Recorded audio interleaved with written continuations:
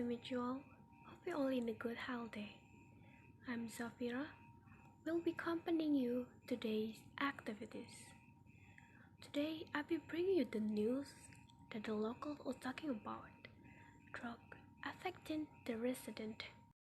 Many people are talking about this news because it was a very huge impact on citizens. I will explore a little bit news. Please pay attention for me. The drought that occurs in the homeland of farmers makes it difficult for residents to get clean water.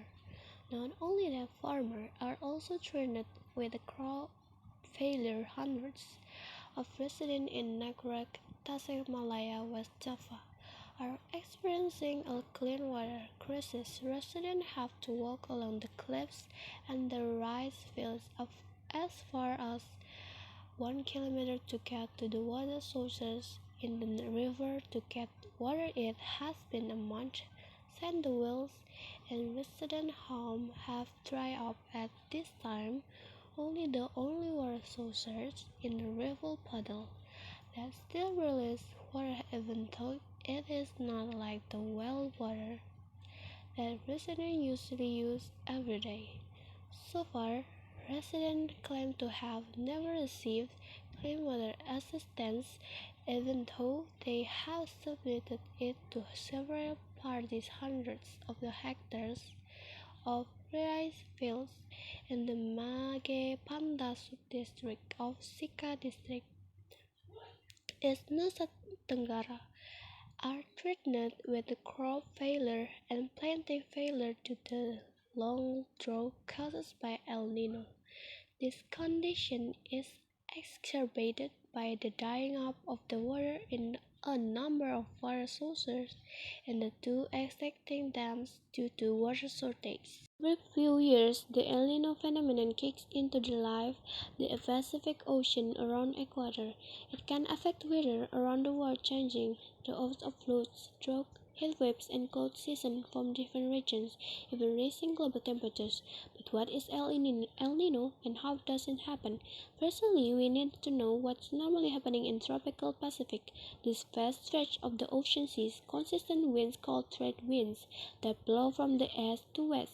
These winds push warm water near the surface in the direction of the travel, so the warm water builds up the western side of the ocean around Asia and Australia on the other side of the ocean around South and Central America.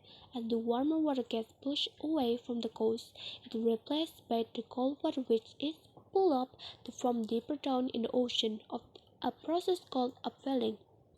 This creates a temperature difference across the tropical Pacific, with warm water build up the west and cooler water in the east. Warmer water adds extra heat to the air, which causes the air to rise with more vigor. It's this rising air that creates an area of more unsettled weather, with more cloud in the rainfall. The rising air in the west sets up acidic circulation across this part of the world, with warm moist air rising on the side of the ocean and cooler drier air descending on the other. This circulation reinforces the easterly winds, so this part of the world sits in the self-perpetuating state until El Nino begins.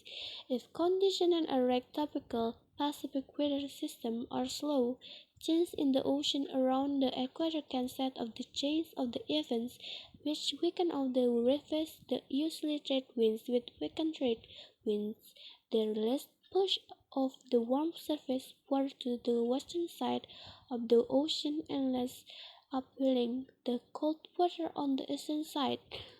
This allows the usually colder part of the ocean to warm, cancelling out normal temperature difference. Because the area of the warmest water moves, so does the ocean's wet and unsettled weather. This changes rainfall patterns of the equatorial Pacific as well as the large-scale wind patterns. It is change in the wind which has a knock-on effect, changing temperature and rainfall in locations around the world. The main impact are around the tropic, where you see an increase the risk of the floods in Peru and droughts in Indonesia, India, and part of the Brazil. but visually, whenever you are in the world, El Nino has potentially to affect you directly via the weather or directly via socio-economic impact there.